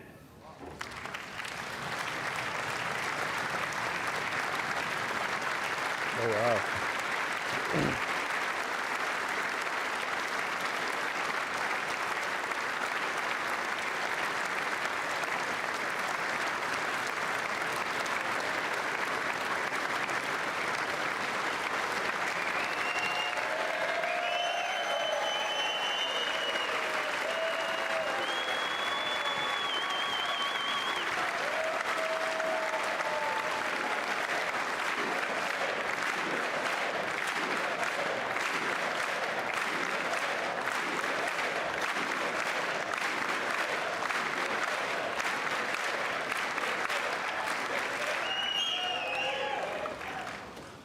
So we have a surprise for Eric and Amy. In recognition of Eric's actions above and beyond the call of duty, I would now like to ask General Jonathan Braga to present Chief Warrant Officer Slover with our nation's highest military award, the Congressional Medal of Honor. Wow. That's the highest award.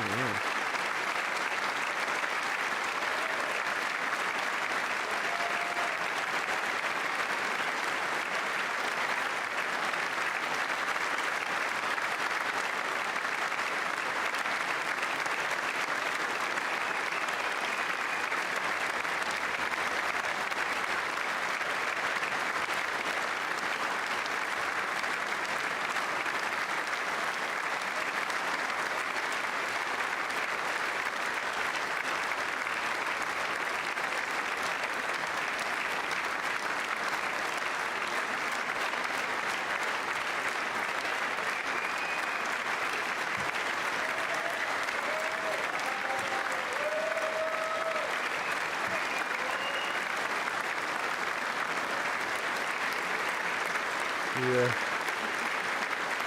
I think you're ready to leave now. Well, thank you very much, Eric and Amy. Great to get to know you. I met with them and with a lot of their fellow warriors at Fort Bragg recently. You notice the name Fort Bragg, we have it back, we brought it back. We won the First World War with it, the Second World War with it, and then they decided to change the name. So we changed it back. Everybody wanted to change back too. And 10 of Eric's fellow warriors from that incredible night of victory will also be receiving medals at a private ceremony that will soon be held at the White House. And Eric will be there.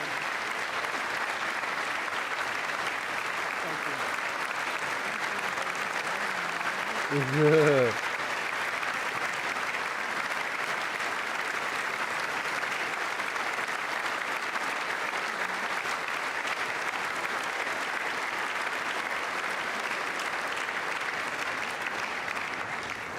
Thank you, Eric. That's a big one. Tonight we've celebrated many truly extraordinary American patriots, but there is one last living legend to honor before we go.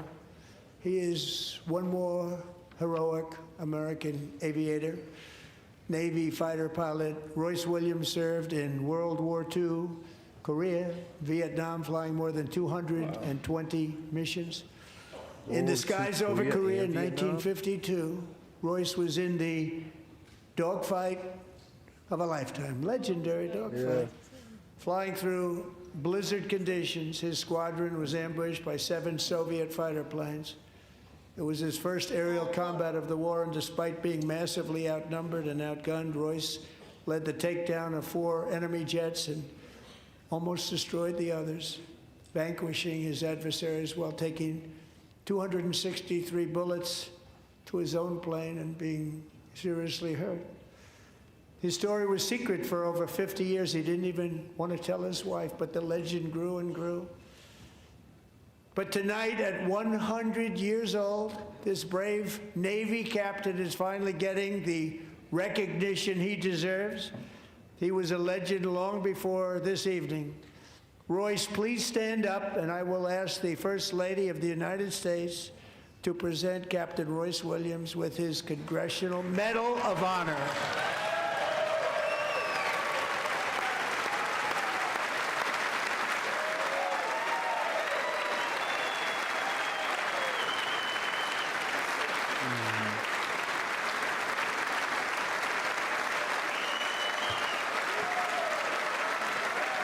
That's crazy. 100 years old and he fought in 3 wars.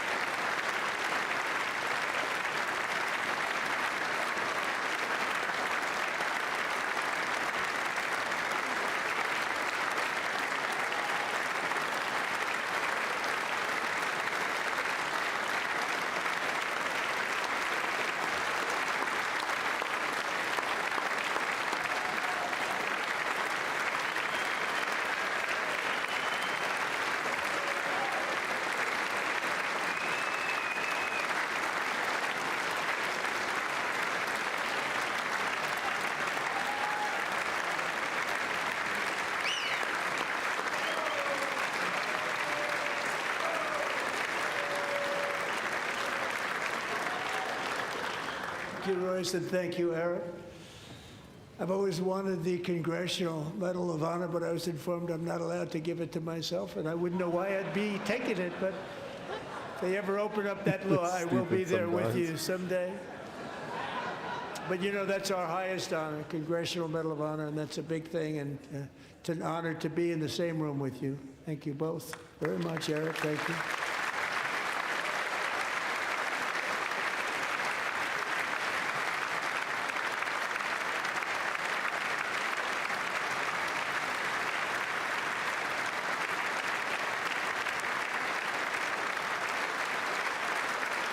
Thank you. 250 years is a long time in the life of a nation, but in another sense, it's really a mere moment in the eye of history. 2 of the gentlemen we met in the gallery this evening took their first breaths 1 century ago, 100 years before that, on July 4th, 1826, the author of the Declaration of Independence, brilliant, Thomas Jefferson, drew his last breath. Just a single long human lifespan separates the giants who declared and won our independence from the heroes who stand among us tonight. Everything our nation has done, everything we have achieved, has been the work of those few great lifetimes. In those brief chapters, Americans built this nation from 13 humble colonies into the pinnacle of human civilization and human freedom, the strongest, wealthiest, most powerful, most successful nation in all of history. Americans ventured out across the daunting and dangerous continent. We carved paths through an unforgiving wilderness, settled a boundless frontier, and tamed the beautiful but very, very dangerous Wild West. From empty marshes and wide open plains, we raised up the world's greatest cities. Together, we mastered the world's mightiest industries and shattered history's monstrous tyrannies. And we liberated millions from the chains of fascism, communism, oppression, and terror. Americans lifted humanity into the skies on the wings of aluminum and steel.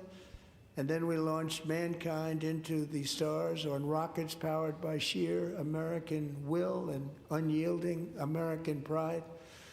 We wired the globe with our ingenuity.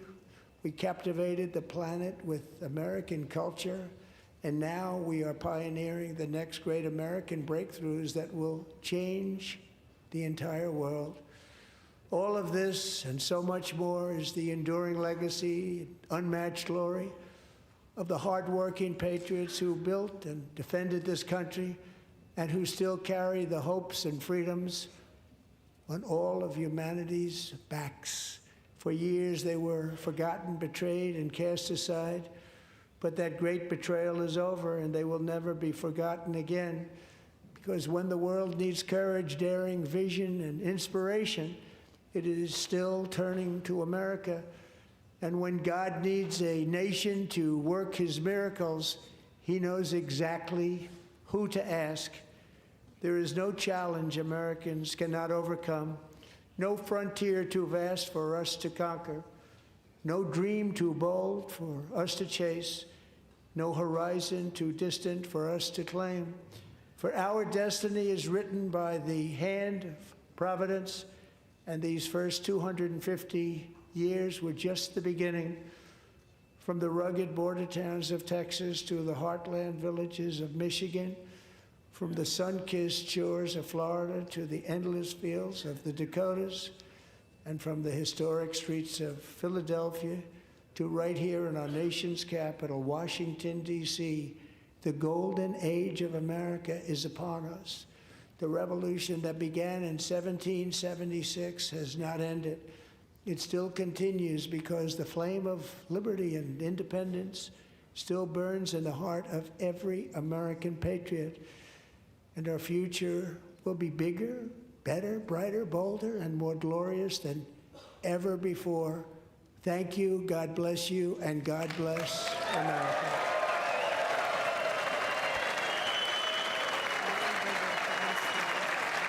Yep. He was probably trying to break his own record.